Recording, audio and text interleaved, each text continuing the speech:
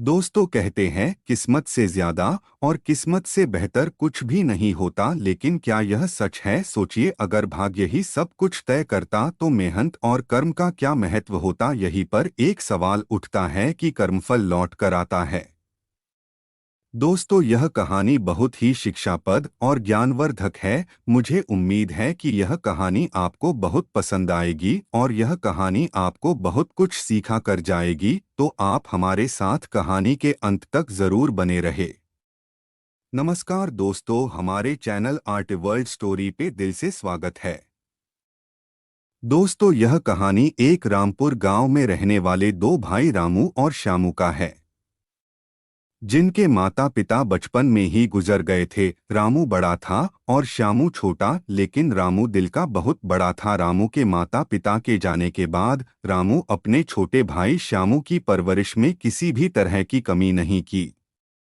रामू पूरा दिन गुब्बारा और खिलौने बेचता। खिलौने को बेचकर जो पैसे मिलते, उस पैसे से रामू अपने छोटे भाई की स्कूल की फी भरता, क्योंकि रामू चाहता था मेरा भाई पढ़ लिख कर बहुत बड़ा डॉक्टर बने और मेरी तरह गरीबों की फ्री में इलाज करे। इस तरह रामू और श्यामू की जिंदगी चल रही थी। धीरे धीरे समय बीतता गया और श्यामू बहुत बड़े शहर का बड़ा डॉक्टर बन गया। इस बात को लेकर पूरे गांव में खुशी की लहर उठ गई थी। रामू किसी से पूरे गांव वालों में मिठाई बंटवाई। कुछ ही दिन बाद श्यामू बड़े शहर चला गया, वहीं रहने लगा। अब यह रामू अकेला हो गया था। रामू रोज की तरह खिलौने बेचने निकल जाया करता था और पूरा दिन अपने भाई की याद में रहता था। इस तरह रामू की जिंदगी गुजारने लगी। तभी सभी गांव वाले ने रामू से कहा, रामू तुम शादी कर लो, घर में कोई तो होनी चाहिए जो तुम्हारी देखभाल करे।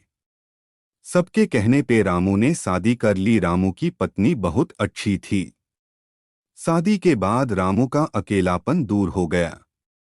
एक दिन रामू अपनी पत्नी से बात कर रहा था, तभी रामू को अपने भाई की याद आई और बोला, श्यामू बड़े शहर में बहुत बड़ा डॉक्टर बन गया है, इसलिए वो अब मुझे भूलता जा रहा है, अपने बड़े भाई को याद भी नहीं करता है।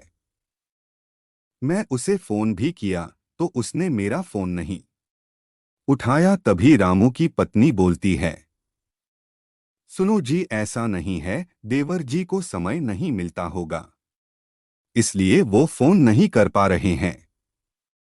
देखना, वो जरूर फोन करेंगे। रामू की पत्नी बोलती है, आप ज्यादा मत सोचिए और रात काफी हो चुकी है, आप सो जाइए। इतना कहकर रामू और रामू को पत्नी सो गए। जब अगली सुबह हुई तो रामू का भाई श्यामू फोन करता है। श्यामू का फोन देखकर रामू बहुत खुश होता है। रामू जब फोन उठाता है तो उसे किसी लड़की का आवाज सुनाई देता है। तो रामू पूछता है, बहन आप कौन बोल रही हो? तभी किसी लेडीज का आवाज आता है, मैं श्यामू की पत्नी बोल रही हूँ। इतना सुनते ही रामू को कुछ समझ नहीं आता है। तभी श्यामू अपनी पत्नी से फोन लेता है और रॉन्ग नंबर बोलकर फोन काट देता है।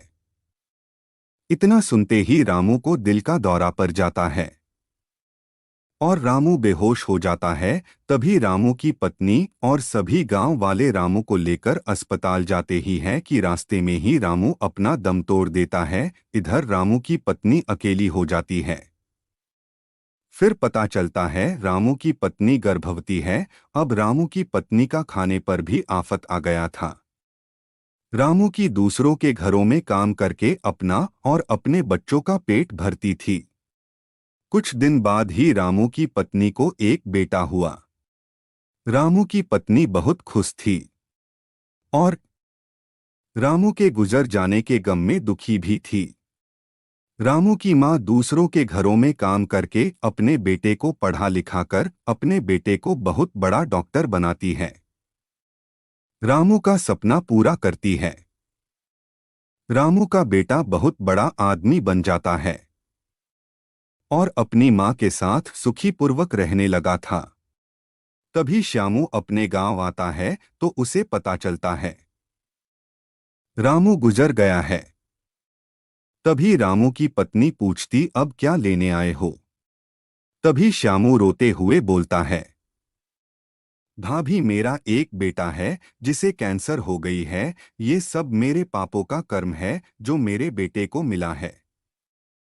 मैंने अपने पिता जैसे भाई के साथ इतना गलत किया। श्यामू को बहुत पछतावा होता है। दोस्तों, हम जैसा कर्म करते हैं हमें उसके स्वरूप फल मिलता है, क्योंकि कर्मा जरूर लौट कर आता है।